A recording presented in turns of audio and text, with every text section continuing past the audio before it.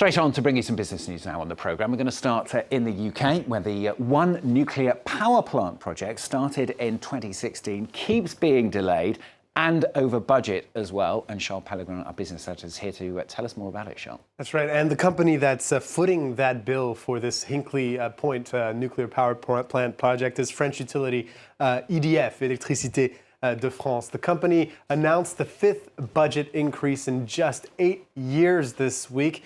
The latest increase means it will cost as much as £10 billion extra to build the plant, over 11 billion euros. The station is a flagship project for the UK as it tries to move towards more energy sovereignty. This means relying on wind and solar energy to meet demand and having nuclear power as a backup when output from renewables drops. The aim is to reach 24 gigawatts of capacity by 2050.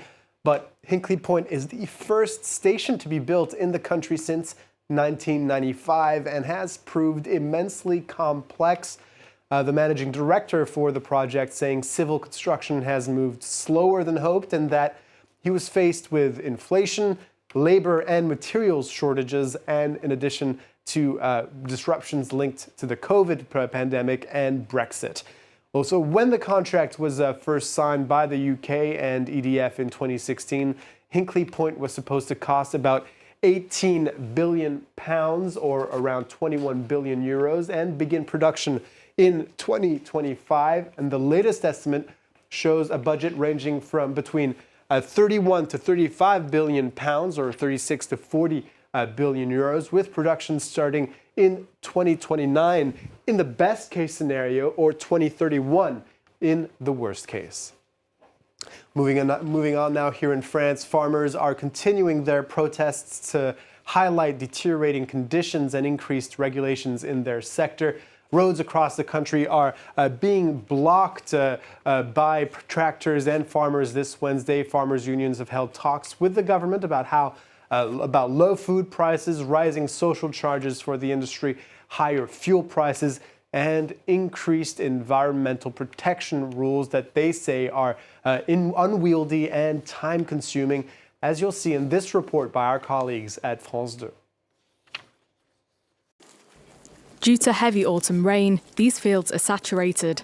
This farmer was meant to sow wheat in December, but was unable to. The earth is like clay. If you plant cereal crops in these conditions, you know they won't grow. Under EU regulations, he has to grow wheat this year. Last year it was maize, a crop rotation that preserves the soil.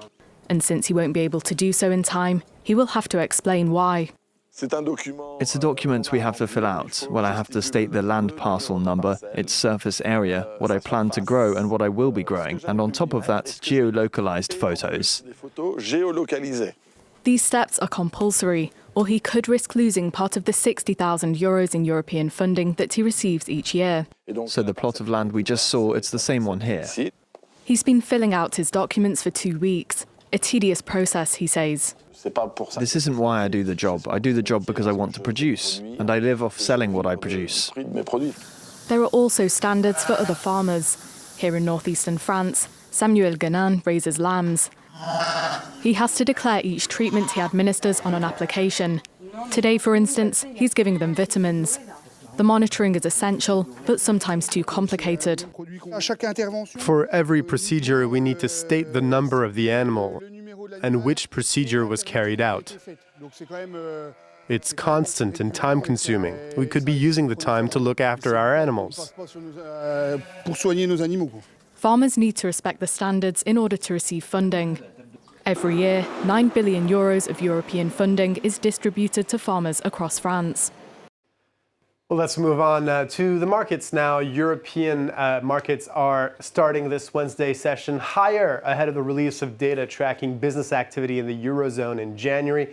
This ahead of a European Central Bank meeting on Thursday. As you can see, the DAX in Frankfurt opening over 1% higher this Wednesday morning. And in Asia, we're seeing the Hang Seng in Hong Kong rise close to over 3% at the close, powered by tech stocks, and specifically Alibaba stock, the Chinese tech giant, jumping as much as 6.5% after its founder, Jack Ma, reportedly bought $50 million in shares.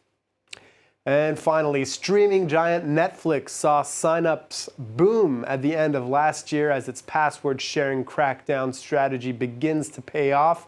More than 13.1 million subscribers were added in the 3 months ended in December, the biggest increase since 2020 when we were all locked in watching TV because of COVID. This has filled the company's execs with confidence, Stuart, to the extent that they are now planning on raising prices. Ah, what a surprise. Yeah, always comes with it, doesn't it? Thanks very much, Charles Pellegrin, with the business news for us here on France 24. Press